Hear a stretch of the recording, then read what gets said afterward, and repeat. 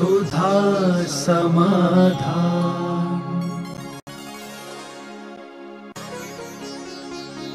नमोस्तु गुरुदेव। देवों द्वारा किया गया अभिषेक और मनुष्यों द्वारा किए गए अभिषेक में क्या अंतर है?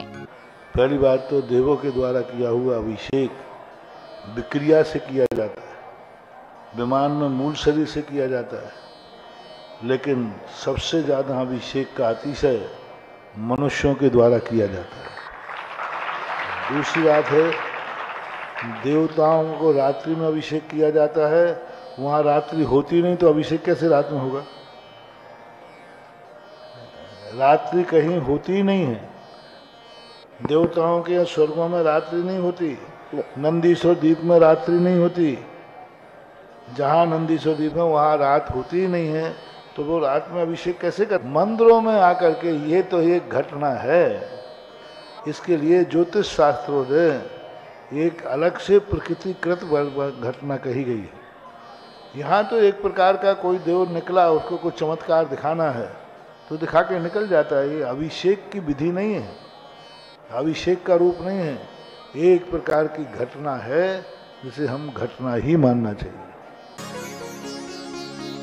नमोस्तु गुरुदेव। पृथ्वी, पृथ्वी जीव, पृथ्वी कायिक जीव और सामान्य जीव में क्या अंतर है? पृथ्वी जीव वो कहलाता है जो अभी पृथ्वी काय जीव में आया नहीं है, आने वाला है।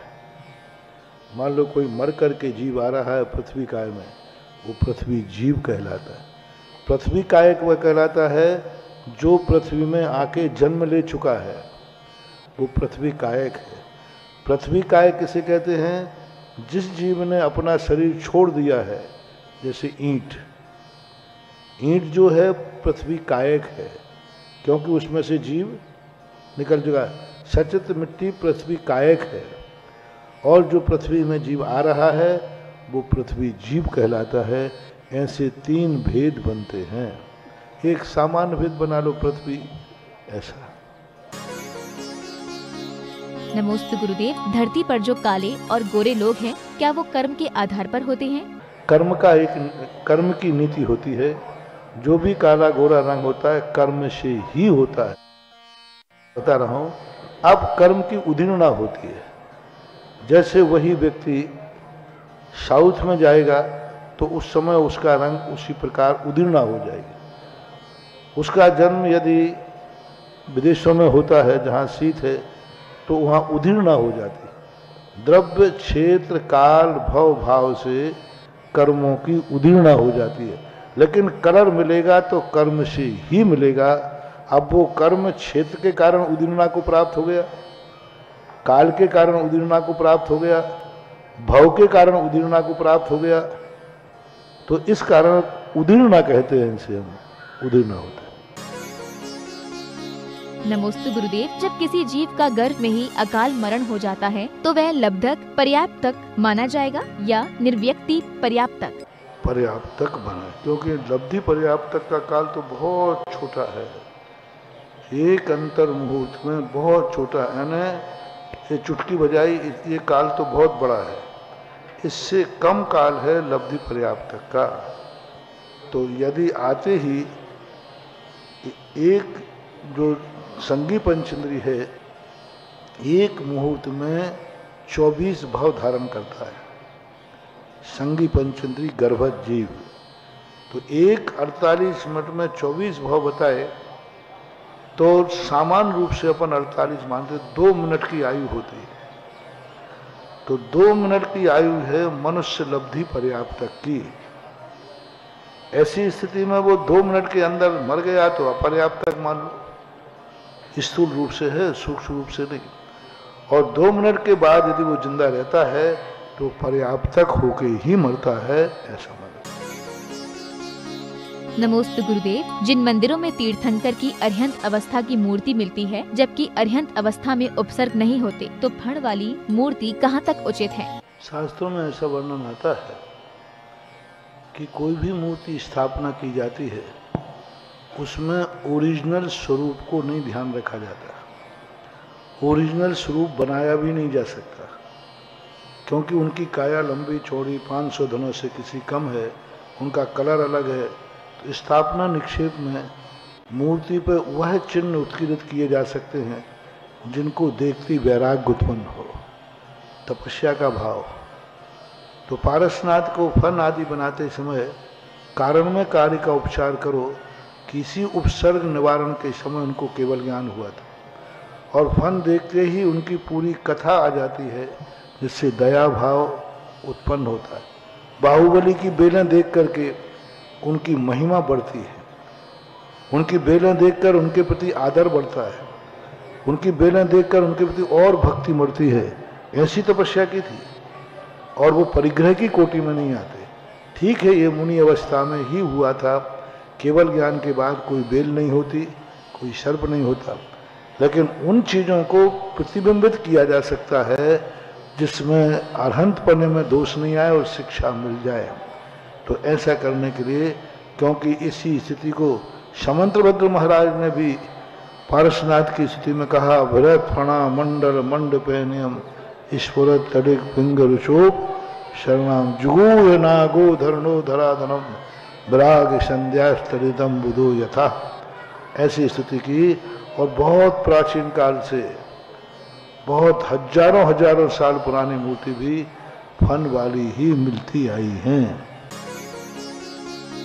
नमोस्तु गुरुदेव। तत्वार्थ सूत्र में हम आर्यखंड और मलेच्छ खंड का वर्णन पढ़ते हैं कि भारत देश आर्यखंड में आता है। यदि ऐसा है तो हमें सिंधु नदी, गंगा नदी, विजयार्थ पर्वत और लवण समुद्र क्यों नहीं दिखाई देते? आज वर्तमान की भौगोलिक स्थिति डगमगाई हुई है, क्योंकि यदि आज लवण समुद्र का गोलाई तो नहीं मिल रही है, लेकिन लवण समुद्र तो मिल रहा है, उपलवण समुद्र कहलाता है। तो समुद्र की वो तो नहीं मिल रही कि चारों तरफ से घेरे हैं, बलियाकृत वाला नहीं मिल रहा है। लेकिन गंगा सिंधु को हम यदि इनको नहीं मानते हैं तो सबसे पहले तो प्रश्न उठेगा सम्मेद शिखर जी पर, दूसरा प्रश्न उठेगा अयोध्या पर, तीसरा प्रश्न उठेगा बनारस पर। यदि गंगा ये नहीं है तो बनारस तो गंगा के किनारे ही है, तो फिर भगवान सुपार्श्वनाथ आदि का जो जन्म स्थान है वो खत्म। अयोध्या भी, क्योंकि अभी अयोध्या वही है जहां पर आगम में वर्णन है, गंगा के किनारे अयोध्या है, तो है सम्मेद शिखर जी गंगा का जो रूप बनती है। इसलिए हमें यही मानना पड़ेगा कि यही गंगा सिंधु हैं। अब आगम में जो वर्णित है 14,000 28,000, तो ये अवसर्पणी काल के कारण से वो सारा स्वरूप विलय होता गया हो, सारा सिकुड़ता गया हो, तो ये कुछ हो सकता है, लेकिन मानना तो यही पड़ेगा ये है ऐसा। क्योंकि इनको मलेच्छ खंड कहते हैं, तो मलेच्छ खंड में ना तो धर्म होता है ना अधर्म होता है, ना मिथ्या धर्म होता है ना षडनायतन होते, ना उनको मानने वाले होते। लेकिन अमेरिका आदि वाले भी कोई ना कोई मत को तो मान ही रहे। क्रिश्चियन तो है ही, मलेच्छ खंड में तो ना क्रिश्चियन है ना जैन है, कुछ धर्म होता ही नहीं, अनायतन होते ही नहीं। लेकिन आज वर्तमान में जो विश्व है, ऐसा एक भी देश नहीं है जो किसी ना किसी देवता को मानता। कोई भी देश बताओ, आज कितना भी विकास, लोगों ने यही कहा कि महाराज क्या देखा है, भगवान है कि नहीं, क्या पता। हमने कहा देखो भाई वो तो हमने भी नहीं देखा, लेकिन अब प्रस्ताव पास करते हैं बहुमत से, प्रस्ताव बहुमत से पास। विश्व के अंदर ऐसा कौन देश है जो किसी को नहीं मानता है? आप लोगों ने कोई खूब देखते होंगे कहीं ना कहीं, एक नाम बताओ जो किसी को नहीं मानता है?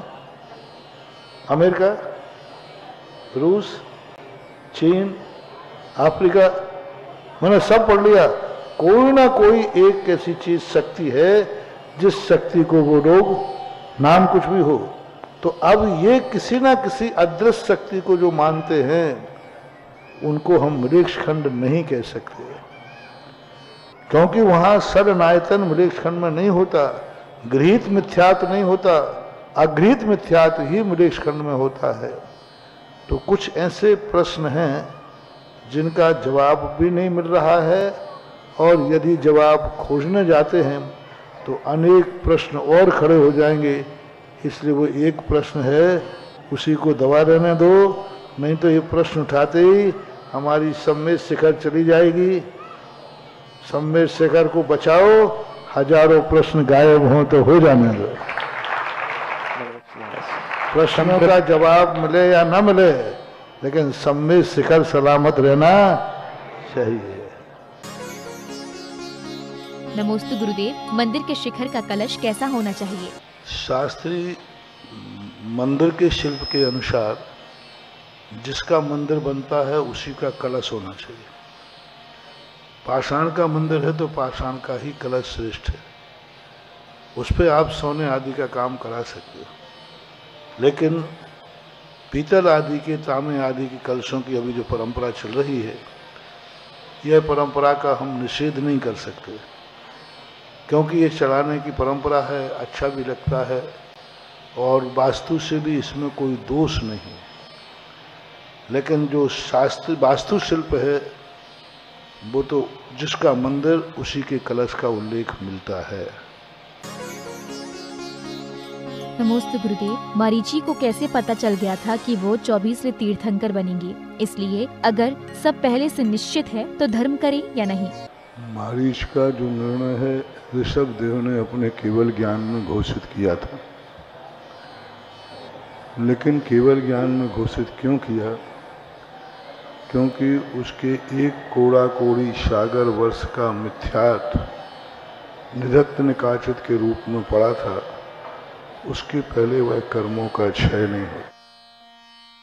मैंने एक दिन कहा था, जो 70 कोड़ा कोड़ी सागर वर्ष के बाद की गई हो। भगवान अनंतानंद जानते हैं, इसमें हमें कोई संदेह नहीं। भगवान सबको जानते हैं,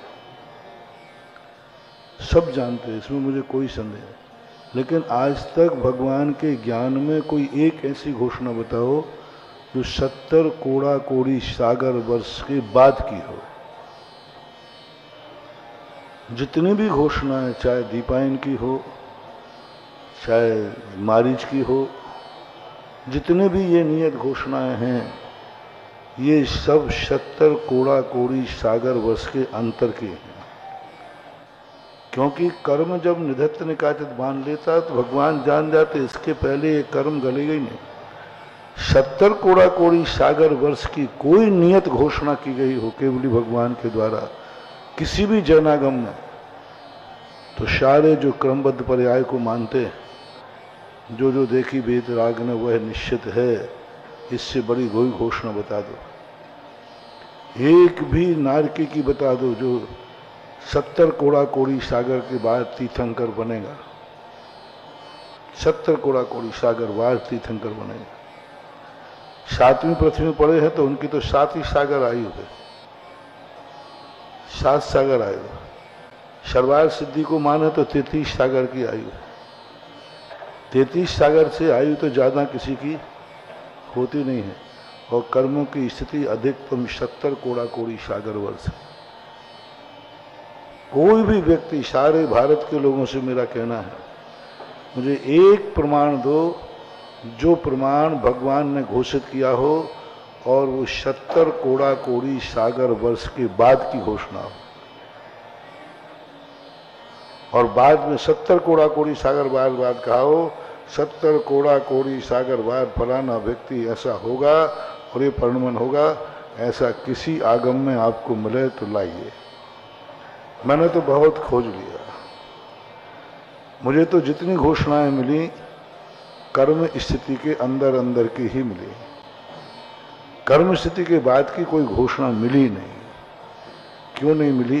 करना चाहिए। क्या 70 कोड़ा कोड़ी सागर के बाद मोक्ष जाना बंद हो जाएगा? क्या तीर्थंकर बनना बंद हो जाएगा? क्या 70 कोड़ा कोड़ी सागर के बाद का केवल ज्ञान में नहीं झलकता है? झलकता है तो एक और एग्जाम्पल, कोई उदाहरण दीजिए। है ही नहीं, कोई उदाहरण नहीं। इससे सिद्ध है कि भगवान जानते भली सब कुछ हो, लेकिन बोलते वही हैं जो किसी निमित्त के रूप में परिणत है, निराधार नहीं बोलते हैं। काल में कोई लिखा नहीं है, केवल ज्ञान में कोई लिखा नहीं है। वो आलम्बन लेकर के वाणी बोलती है कि इसने इतना कर्म बांध दिया है, इसलिए इसके बाद यह होगा होगा ऐसा मान। नमोस्तु गुरुदेव। मैना सुंदरी ने अपनी तपस्या और भक्ति से अपने पति श्रीपाल को कोढ़ से मुक्त कराया, लेकिन उन्होंने दूसरा विवाह कर लिया। क्या पुरुष ऐसे ही होते हैं? आप लोगों जैसे सौतिया डाही नहीं रहती थी पहले, वो अपने पति की दूसरी स्त्री को बहन मानती थी, दीदी बोलती थी, बहु विवाह प्रथाएं थीं, कन्याओं की संख्या ज़्यादा थी, पुरुषों की संख्या कम थी। हमेशा कन्याएं 3 गुणी ज़्यादा होती हैं अच्छे काल में, पुरुष 3 गुण कम होते हैं। इसलिए बहु विवाह प्रथाएं थीं पहले, और सभी राजा महाराजाओं को। इसका अर्थ इसमें कोई भी उस प्रकार की वर्णति सुधार संतोष व्रत के संबंध में कोई फर्क नहीं पड़ता। सीमित तो किया ना उन्होंने, कुछ तो सीमित किया। आज जो वर्तमान में स्थिति है, आज इसलिए अन्याय है क्योंकि आज स्त्रियां कम हैं, पुरुष ज़्यादा हैं, और अधिक विवाह करेंगे तो वह किसी न किसी प्रकार अराजकता का कारण बनेगा। इसलिए उस समय का युग ही ऐसा था। उस समय के युग में कन्याएं भ्रूण हत्या नहीं कराते थे, कन्याओं की भ्रूण हत्या नहीं होती थी। लिंग परीक्षण नहीं था कि पेट में पता कर लिया कन्या है कि लड़का है, इस प्रकार का नहीं होता था। कन्या को जन्म देने में अशुभता की स्थिति नहीं आती थी। उस समय इस प्रकार की बातें, कन्या को लड़के को एक समान दृष्टि से देखते थे। चक्रवर्ती के 64,000 पुत्र, 32,000 कन्याएं होती, ऐसा। नमोस्तु गुरुदेव। साधु संतों के विहार के समय अपने घर के बाहर उन्हें रोककर पाद प्रक्षालन करना उचित है? क्या आगम में ऐसी परंपरा है? ये परंपराएं आगम में लिखी नहीं जाती।